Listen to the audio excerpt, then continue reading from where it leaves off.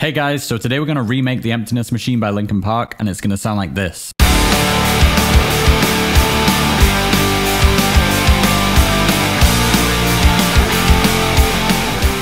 Linkin Park has always been known for their wild production. This track is definitely no exception, even if it may seem like a kind of simple piano rock track at first. There's more to it than meets the eye, and I've said it many times on the channel, but Mike Shinoda is an underrated genius, and this track definitely proves that is still the case. I was blown away by this track on the very first listen. It just has that unmistakable Linkin Park sound, that energy that no other band in the world has. So today let's figure out what exactly Mike is doing to create those iconic Linkin Park vibes in this track. So the song really can be broken down into two sections. The first minute or so being just Mike and his piano pretty much, and then it really kicks in and we get the full-blown rock track. There's a quick little intro which is like its own crazy little soundscape. We are going to cover that at the end, so stay tuned for that. But basically we just have these two piano and rock parts. But let's start with the first verse, and it's going to be a very sparse sound. Mike's subdued vocal is basically just carrying the song here. Your blades are sharpened with precision. But underneath that we're going to have some basic piano chords, some kind of background drums, and a few other things just swirling around. But the main thing here is definitely the piano. Even though it's simple, it's really going to establish the key and the chord progression for the song. And the sound is probably a little more complicated than you realize. So I'm going to start with some basic piano sounds. We have these two Cubase sounds, just stock sounds in my DAW. This first one is hard grand piano, and it is just like a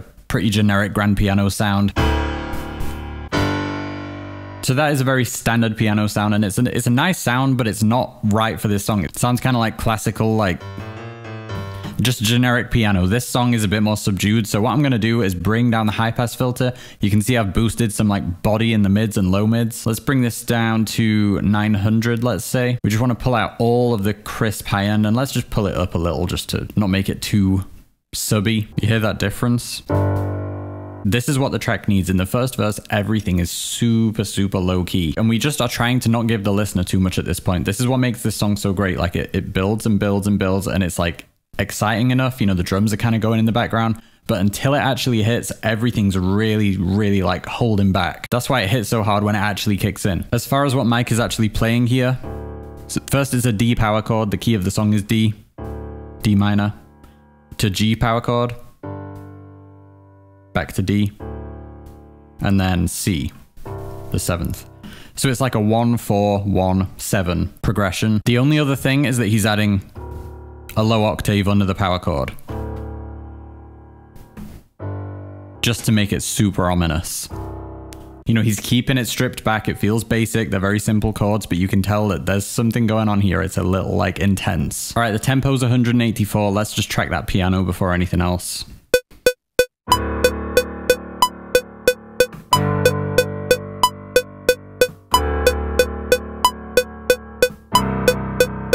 That's our piano sound, and the only trick really with that is just get a nice piano sound and then low pass it right down so that it's just not at all in your face. You don't want any of that like bright high end, you just want it to be in the background. All right, and before we move on to the drums, I'm actually also just going to copy that and put it on this synth track. This is the one thing in this mix that I'm not really sure about. I can hear there's something more than just piano, drums, and Mike's voice. There's some kind of atmosphere going on. It's super quiet, super hidden, but there's just something swirling around, just making it a little more dreamy, a little more atmospheric. So to my ears, it sounds kind of like this, which is one of my Linkin Park synth presets I've used in a past video. And I've probably broken it down better in a past video than I will now, but essentially I'm just using Vital Synth. And once again, it's going to be low pass filtered pretty hard. Everything in this verse is going to be low pass so that when it kicks in, it smacks you in the face all of a sudden. But yeah, this is basically built around this saw wave. If you listen without the filter, it is kind of like an EDM sound. So yeah, that one's kind of guesswork. There is something swirling around, but I'm not 100% sure. So that's what we're going to go with. To me, that sounds like the track. There's something flying around there. All right, and before we get to the heavy section, let's lay down some drums in the verse, because the drums are actually cooler than you might think. It sounds really basic, but if you turn it up a little bit and kind of analyze what's going on, it's a really unique drum sound, so I'm excited to get into this. I am, of course, programming my drums, and I think the drums in the verse of this song are actually programmed up until the drop. It's probably live drums after that, but if it's not programmed, there's a lot of sampling going on. Like, it's a very specific kick sound, a very specific snare sound, but before we start layering samples and doing crazy processing, let's just lay something down.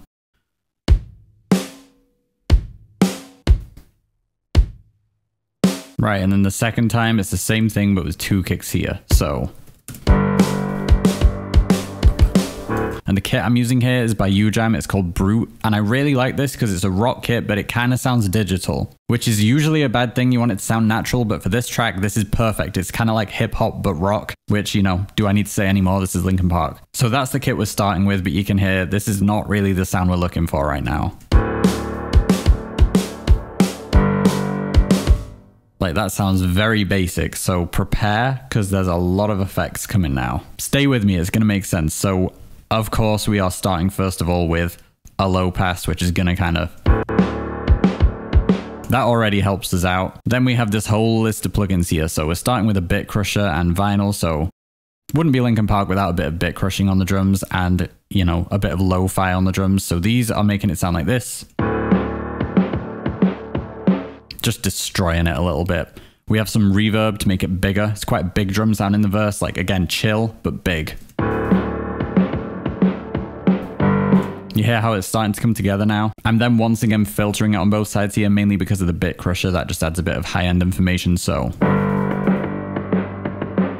keeping it in the background. All right, two more things. So we have some bass enhancing from R-Bass and this Pultec EQ. They're just adding that punch underneath it in the low end. And then the last thing, just a bit of grit from Decapitator.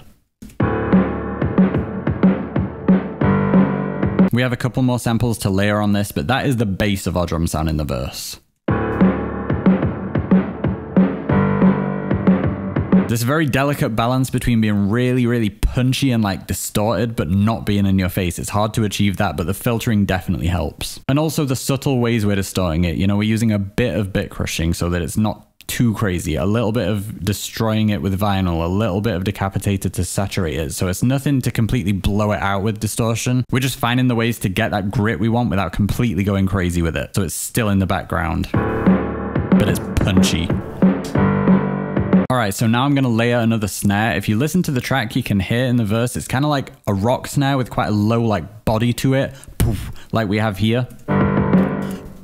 And then on top of it, it sounds like there's a sample of a really nice like digital like smacky snare, like with again a low pass filter on it. So that's what we're going to try and achieve. So I'm going to use this snare sample I made, and people keep asking me about my samples and presets. All of it's going to be available soon. So make sure you're subscribed if you want to keep up with that and other things that I have coming. I have a lot of awesome videos still on the way. I have some online courses that are going to be really cool. So make sure that you're subscribed and turn the notifications on so you don't miss all the videos I have coming up. But yeah, so this is a snare that I made. We're going to run it through a bunch of processing again. So yeah, listen without this snare and with it, and just note how it kind of takes that poof we have and adds like a on top of it.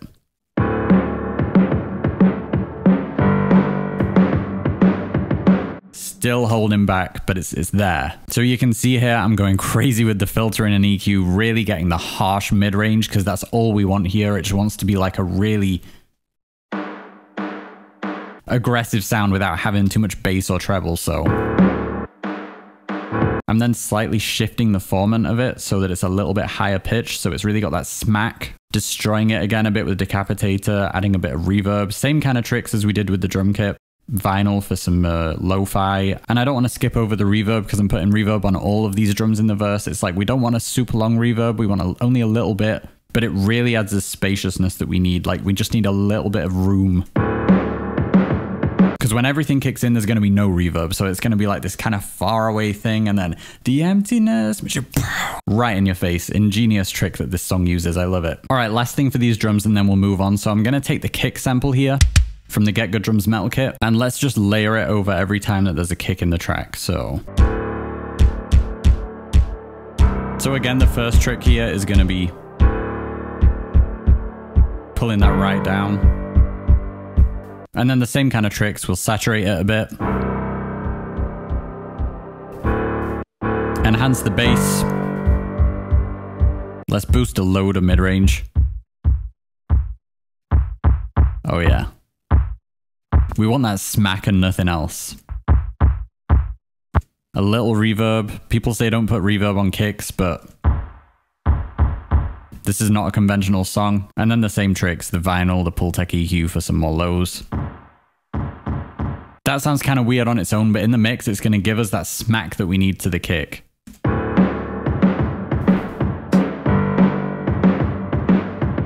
The kick drum in this verse is really not a traditional kick drum sound. It's not like a like metal rock kind of drum sound. It's more like a kind of boom, almost like a floor tom.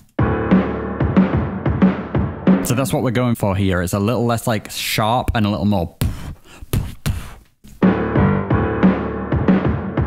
Alright, I can't wait to get to the heavy part because I have some awesome production tips for you on that. But before we get to that, let's just finish the second part of the verse and the pre-chorus, because there's some really cool stuff going on there as well. Alright, so that runs for 2 measures of what we've just laid down, and then after that, so we go from the D to the G to the D to the C, and then A sharp, G, and then down to C. Know exactly how this ends. So that's like a pre-chorus basically, and we're moving that same power chord shape around with the octave under it, but just up to A sharp, G, and then C. And hanging us on that C when the song's in the key of D is awesome for the pre-chorus, because you're like, come on, you know, when it goes into the chorus. So I really like that trick, how they kind of tease us with the 7th and you just want it to resolve up to the D, and it does. Like, one of the best things about Linkin Park and about Mike is just the simplicity in such an ingenious way. It's like, everyone uses these chords. Why does it sound so good when this guy does it? Like, what does he know that we don't know? It's so simple, but so good. And in that vein, I'm going to show you a simple but amazing trick they use in this track. So let's bounce out the audio for this chord. Just the first chord on the track. So I'm just going to bounce that out and let's just bring it in here. Right, I'm going to reverse this. And that's it. No effects or anything. Listen to what this does. Know exactly how this ends.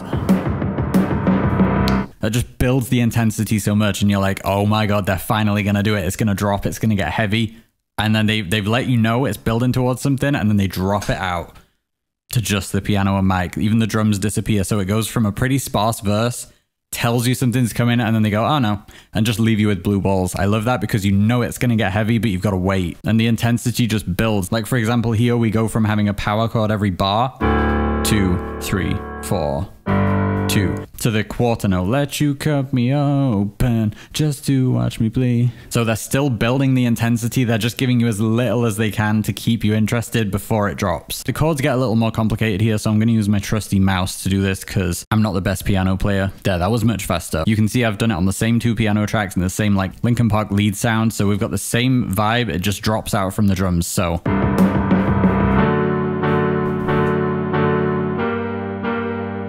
here's the chords, and we finally move to some slightly more interesting chords. So we go from just the power chords to these major, like, which I really like. The amount of dissonance, again, it builds the tension. It's like, they're quite nice chords. That's a pretty chord. But then the next one, ooh, a lot of tension between those 2 chords. Then we go a little more kind of classical. If you listen to the track, you can hear these notes in the background. Very beautiful. All right, and on that second time, we're going to have a drum loop come in. So again, I'm going to bounce some audio out. So I'm going to mute the pianos and just bounce out this loop. All right, here it is. And the reason I've bounced that out is because we don't want the exact same thing. So here's how the loop would sound on its own. As you can see, I'm filtering it again. So here's how it sounds straight in the track. It's too much. It's giving the listener too much kind of energy before the drop. So we want to thin it out, take all the bass out and all the treble out. So we're again getting like a really thin texture. It's an angry, loud drum performance, but it's just holding back so much. So listen to this.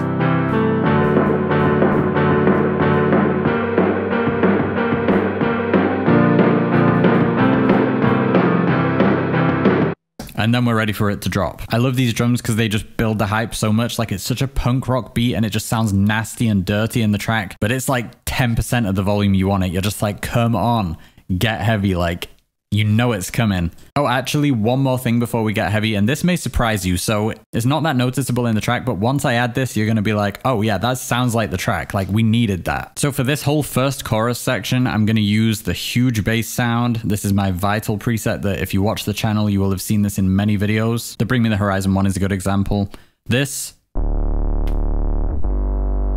is just a brutal saturated bass sound. You could just use like a pure sine wave without all this distortion. Like, that would do the job. I just like a really, really turned up to a million kind of bass sound. So we're going to add this and we're just going to follow the root note of the chords like a bass guitar following a guitar. So I know that sounds like insanely heavy, but trust me, this is gonna work. So this is following Mike's piano. Let you cup me up just to watch me bleed. So listen now how this just kind of adds that power under the piano without being overbearing.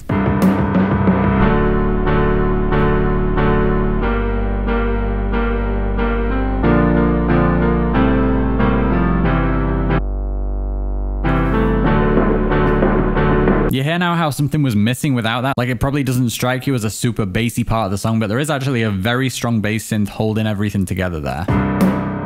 Listen without. Now listen with that.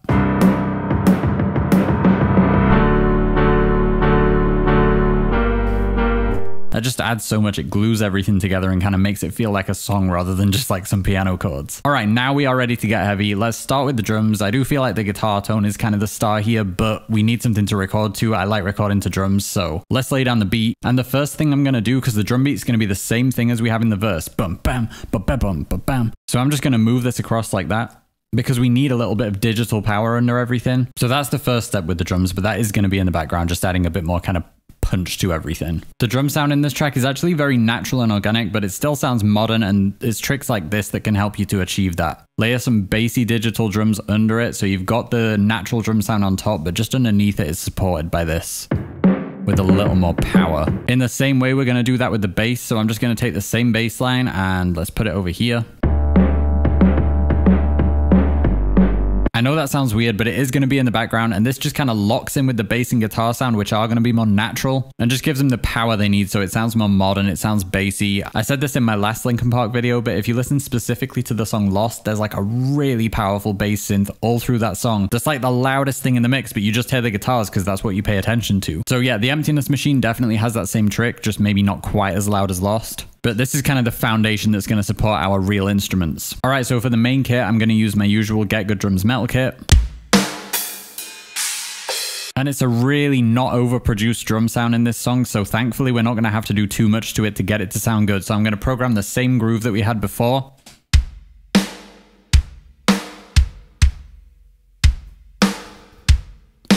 The only difference is, of course, we want some cymbals, so big loud crash, and then we'll have some open hats. All right, so I've programmed that in, and you can see here I've done my usual trick. We've separated out the kick, the snare, and the overheads so that I can handle each drum with the processing it needs to sound good. And like I said, none of it thankfully needed too much. The Get Good Drums kit was pretty good for this song. So the kick, I'm just adding a little bit of grit from Decapitator and just pulling down the tail a bit with a transient shaper so it's a little cleaner. If you listen without this and with, you know, that's only going to cloud up the mix, so we don't need that. The snare, all I'm doing, like if you listen without EQ and with,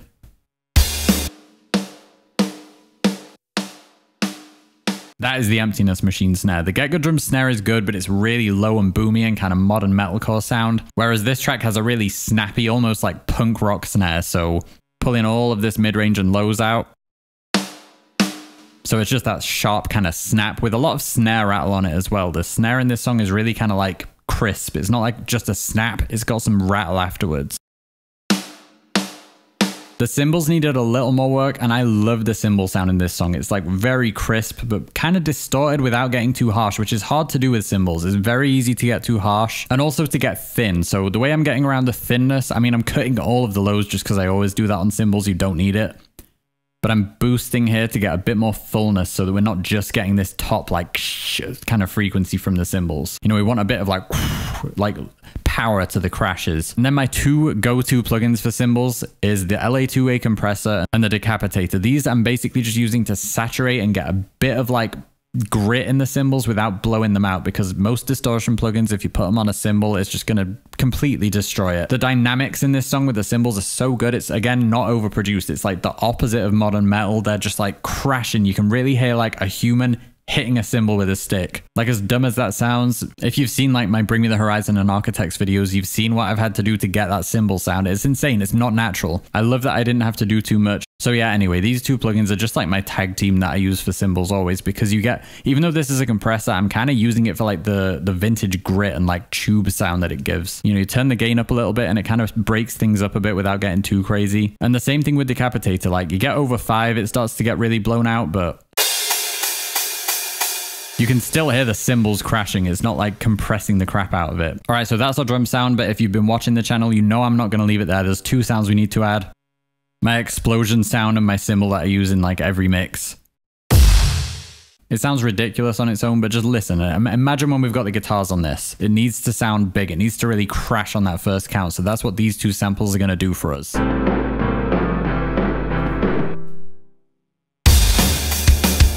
All right, now we're going to get to the guitars. I'm going to track the guitars and then I'll break down the tones afterwards. And the tone is probably going to surprise you. So it's going to be the same chord progression again, but just basic power chords. So let's go.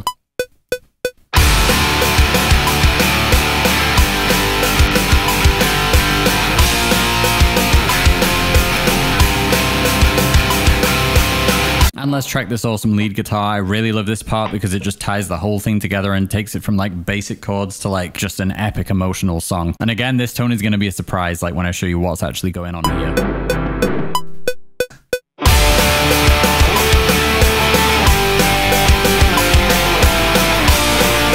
So the tones here may be way less distorted than you expected. Like it's kind of like a crunchy tone on the left and right here.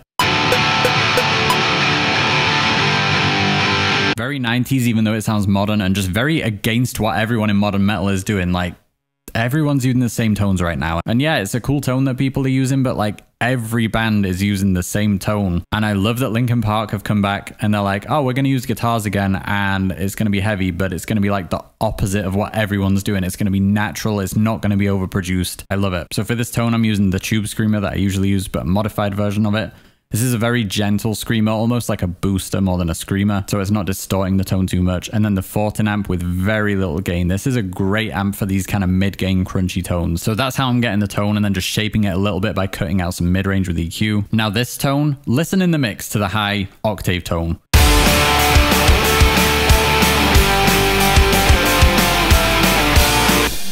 I don't know about you, but to me that sounds pretty accurate to the song. I feel like I've replicated the tone pretty well. What surprised me is that to get the sound, you don't notice this in the mix, but listen to what like an old school guitar sound this is.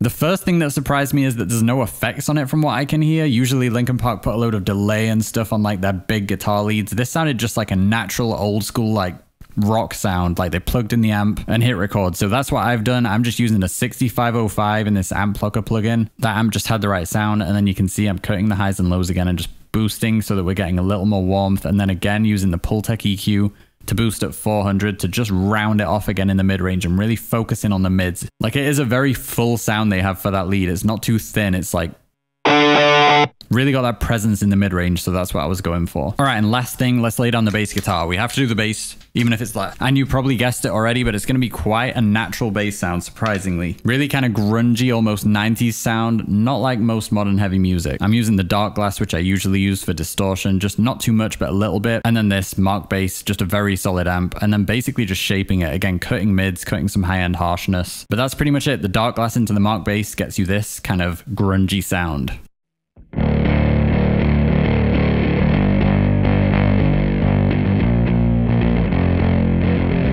So it's distorted, it's consistent, it's full, but it's not like blown out, you know, modern metal kind of bass sound like you might expect. So let's track that now.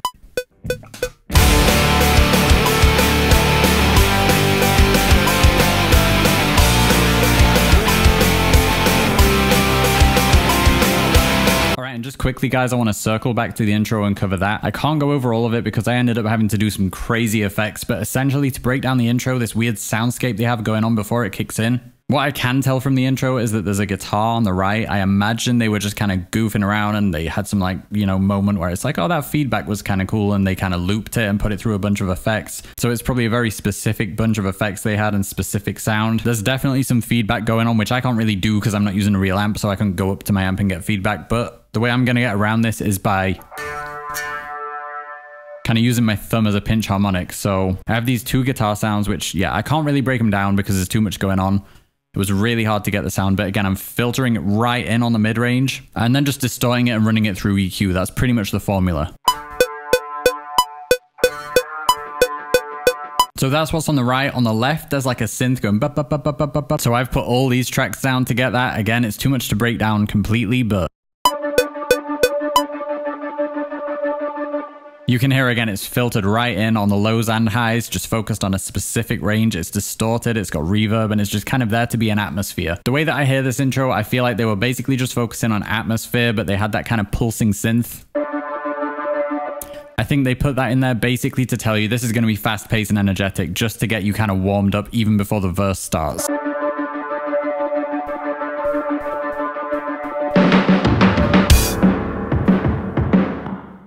Okay, and that is pretty much the whole song broken down, guys. I know that we're only like a minute and a half into the song, but this part where Mike's like, the emptiness machine doubles up as the second chorus, like instrumentally. That's the part Emily's on where it's like, I let you cut me off. So that's pretty much every sound in this song remade and replicated, other than the vocals, of course. I wish I could share more because I could talk about this song for like hours, but like I said, if you want the more in-depth masterclass, make sure you're subscribed because courses are on the way and they're going to be amazing. Even if you're a beginner, I'm going to make it so that you understand exactly what I'm doing, why I'm doing it, how you can do the same things and apply them to your own music so that you can just take any idea in your head and get it out of your system. So announcements on all of that will be coming soon, as well as presets. So any of these videos that you're into, any of these bands that you want to have the same sounds, I'm planning to get all of those sounds up on my website so you can download the same things, load them into your DAW, and then you sound like the same thing without having to figure it out like I'm doing. This track was so much fun to remake. I just can't believe how obsessed with the track I am. Like, I, to be honest, was in the camp that was kind of like, I hope Linkin Park doesn't come back because I love them too much and it just wouldn't be the same. But even on the very first listen, I was like blown away by how good this is and how much it feels like Linkin Park. So yeah, hopefully you guys got something out of this. Let me know what else you want to see on the channel. Like, comment, subscribe. Thank you so much for watching. I'll see you in the next one.